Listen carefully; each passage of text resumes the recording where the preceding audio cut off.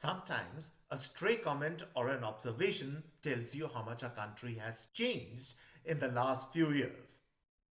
2 days back, I was watching the Bombay Marathon from the window of a hotel opposite Marine Drive. The outpouring of people on the road, the multitude of special interest groups walking the marathon, and the infectious joy of people of all shapes and sizes and social, economic, and cultural denomination told me one thing. The days of Mera Bechara Bharat are long gone. There is a burgeoning middle class in India. Today, many enjoying the fruits of prosperity, a swath of people full of dreams, enthusiasm, optimistic of their future, almost unstoppable. The marathon told me a story. India is a long distance runner, not an opportunistic sprinter of a country. It is relentlessly moving towards a goal. It is assured of its place in the sun. A country which has learned the art of refining crude opportunities coming its way. And if I needed a further endorsement of my thesis, then it came from the most unlikely of quarters. Shahzad Chaudhry, a former Pakistani senior Air Force officer and currently a respected policy analyst, wrote recently in the Pakistani Tribune that Modi has done something to brand India that none before him was able to manage. He went on to describe in graphic detail the enormity of India's progress in terms of infrastructure, its ever expanding military might, and the economic upliftment of its people. And of course, the extent of the foreign investment coming in the country, touching close to $600 billion. In contrast, he sketched a picture of Pakistan with barely $5 billion in reserve, forced to go to the world with a begging bowl.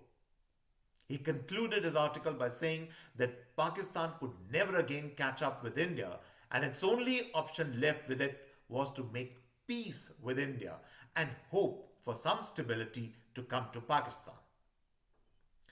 This article and my observations made me think what all it has taken for the country to arrive at this defining moment.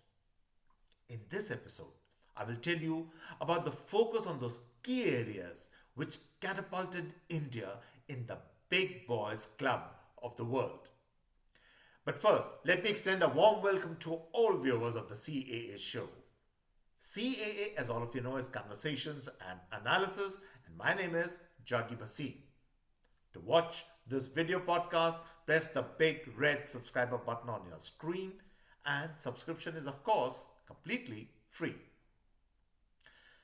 My first big takeaway from how India is repositioned in the world is how the country is thinking on its feet and using opportunity and history to press on ahead boldly, unflinchingly. There are so many examples which I can support and give you to support my hypothesis, but let this one suffice. India has significantly raised its oil import intake from Russia, not only to meet its internal oil requirements, but to use the excess oil to convert it to diesel and export it back to Europe.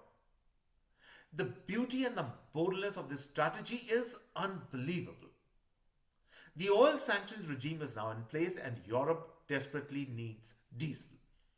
India supplies this commodity, and that way the European needs are met without Europe breaking the sanctions regime.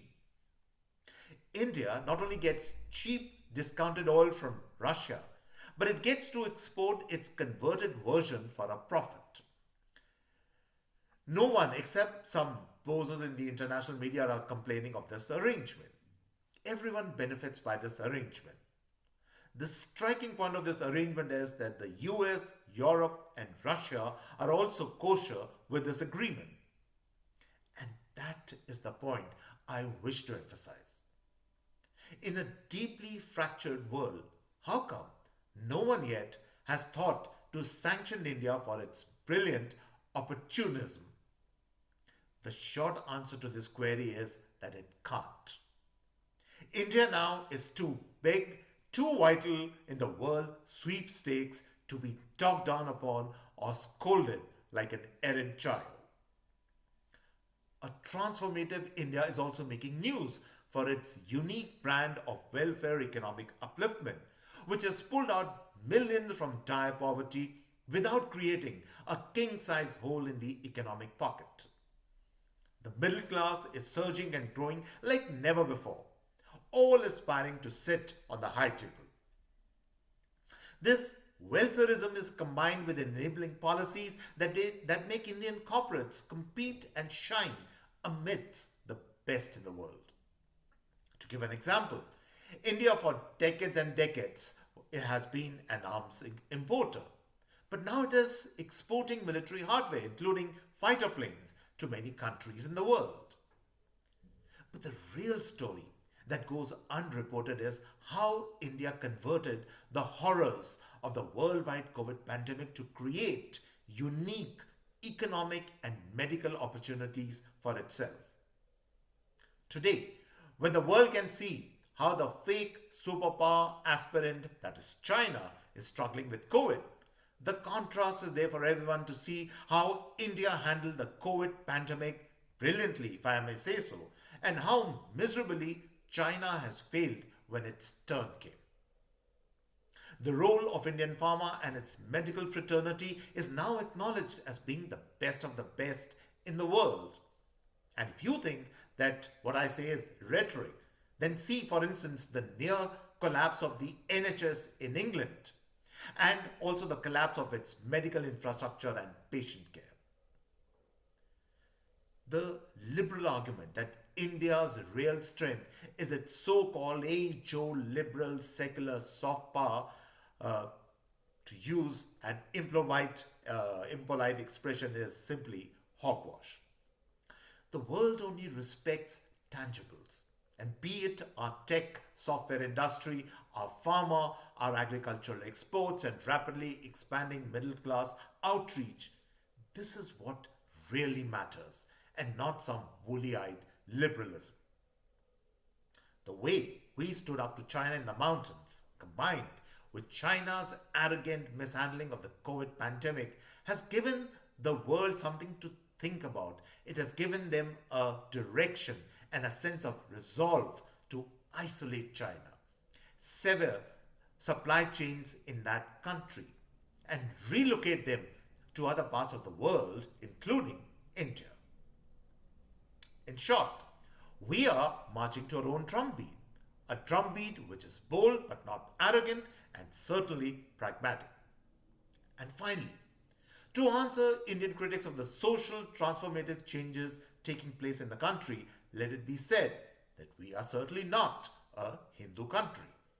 And yet, at the same time, we have evolved into a country where the religious identity of the majority community cannot be trifled with. The lies of an imperial past and even a so-called benign golden era of Mughal rule and its rulers have been discarded. The Indian today walks with no guilt and nothing to be ashamed of.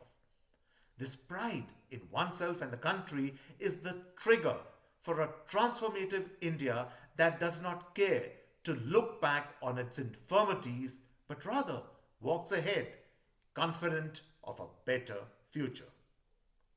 And so, on this optimistic note, I come to the end of this episode of the CAA show. I hope you really enjoyed this particular episode. And if you like a show, do subscribe to us. And on this note, it's goodbye and cheers from my end.